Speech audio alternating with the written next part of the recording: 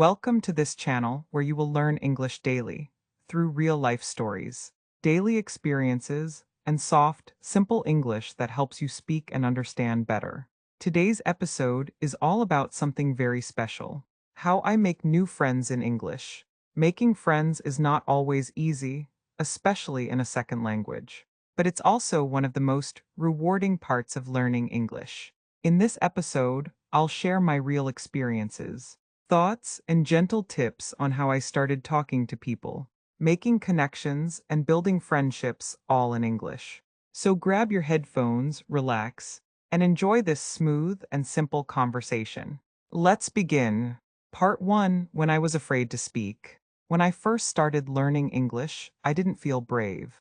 I was shy, I didn't want to make mistakes. I worried people would laugh or not understand me. So for a long time, I stayed quiet. I listened, I studied, I watched videos. But I didn't speak. One day, I was in a public speaking class. We had to work in pairs. My partner was a girl named Sarah. She smiled at me and said, "Hi, I'm Sarah, what's your name?" I panicked a little, but I remembered what I'd practiced. I said, "My name is Rahan, nice to meet you." She smiled again. "You speak English well," she said kindly. That was my first conversation in English. It was short, it was simple, but it gave me confidence. I realized people are kind. They don't expect you to speak perfectly. They're just happy you're trying. Part 2: Using simple questions to start talking. After that day, I decided to talk more. But how? I didn't know many words. I didn't have long sentences. So I started with easy questions, the kind you can use anywhere. Like, where are you from? What do you do? Do you like music? What kind of movies do you watch? I discovered something powerful. When you ask a question, people answer. And when they answer, the conversation begins. Sometimes I said, "I'm learning English, can I practice with you?" Almost everyone said yes. They didn't laugh. They didn't judge. They helped. And I listened. I watched how they spoke. I copied their rhythm, their expressions, their way of saying things. Bit by bit, I got better just by talking to real people. Part 3: Where I meet people who speak English. You may wonder, where do I find people to speak English with? I used to ask the same question, but slowly I found some helpful places. 1. Language exchange events. In many cities, there are small language meetups. People from different countries come together to talk. Everyone wants to practice English or other languages. The first time I joined one, I was nervous. But I met people just like me, learners. We all made mistakes. We all laughed about it. And nobody judged. We spoke slowly, clearly, and kindly. That's how I made one of my closest friends. His name is Paolo from Italy. He was learning English too. We helped each other, and we've stayed friends for 3 years now. 2. Online language apps. There are apps like Tandem, HelloTalk, and Speaky. I use these to find people around the world who also want to learn. I just send a message. "Hi, I'm learning English. Want to chat or voice call sometime?" Some people didn't answer. That's okay. Some people did, and a few became good friends. The nice thing is, you can practice without pressure. No one expects you to be perfect. Part 4: Making friends online and keeping them. Online friends can be amazing. You get to talk to people from different countries, different cultures, different ways of life. But here's something I learned. It's not just about practicing English. It's about being kind, curious, and interested in people. When someone told me about their city, I asked questions.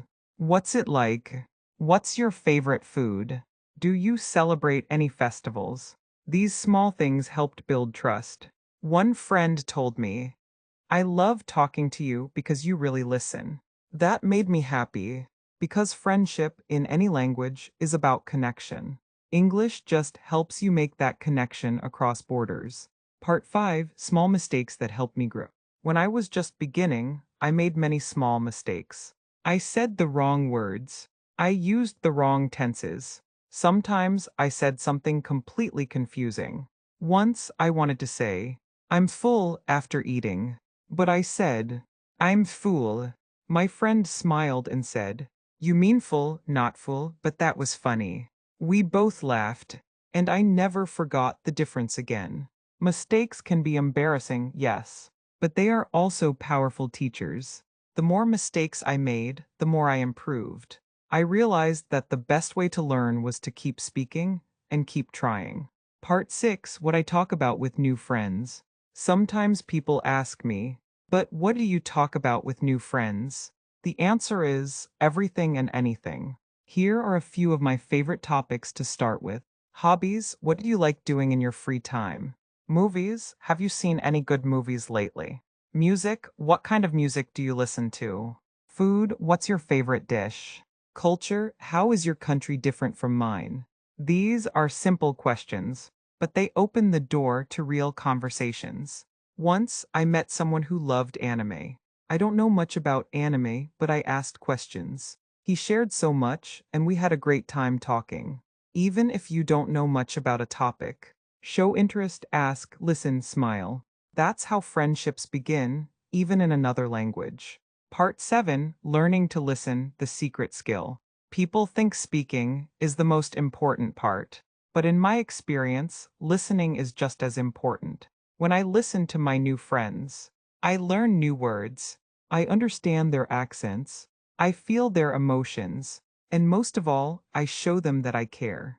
Listening is a gift. Sometimes my friend tells me about their bad day. I say, I understand that sounds hard. Do you want to talk about it more? These small responses help build trust, and trust builds friendship. Part 8, How I Stay in Touch with My English Speaking Friends. Making a friend is one thing, but keeping a friend, that takes time, effort, and care. Even though many of my English speaking friends live in other countries, I make sure we stay connected. Here's how. 1. Weekly voice messages. I send short voice messages like, hey, how was your week? I saw a funny meme today and thought of you. It's simple, but it keeps the friendship alive. It's also good English practice. 2. Video calls. Sometimes we do short video calls. Not lessons, just conversations. We talk about life, food, news, plans, and we always smile, laugh, and feel better after. 3. Sharing content. I send them songs, YouTube videos, and articles in English. And they send me some too. We both learn and share our opinions. It keeps the friendship growing in fun and natural ways. Part 9, Having Fun While Learning English. One of the best things about making friends in English is this. It becomes fun. You're not just memorizing grammar. You're not just reading books. You're talking, laughing, and living the language. Here are a few fun things I do with my English-speaking friends. Play word games online. Watch English shows and talk about them. Share jokes and funny expressions. Learn slang from each other. These small, fun activities make learning feel like play, not study. And when learning feels like play, we improve faster without stress. Part 10, What I've Learned from My English Friendships. Looking back now, I can say, learning English has given me more than a language. It has given me confidence, curiosity, real human connection, and friends I never would have met otherwise. My life is richer because I chose to speak. Even when I was afraid, even when I made mistakes, even when I didn't have the right words, friendship helped me learn, and learning helped me find friends. That's the magic of speaking English, not just for grammar or exams, but for real life. Thank you for listening to this podcast episode, How I Make New Friends in English. I hope it made you feel more confident, more inspired, and more ready to speak. Remember, you don't need perfect grammar.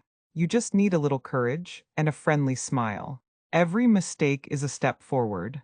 Every small talk is a big moment.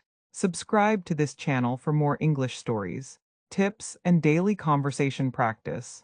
Together we'll grow one word, one sentence, one friendship at a time. Take care, speak freely, and never stop learning. See you in the next episode.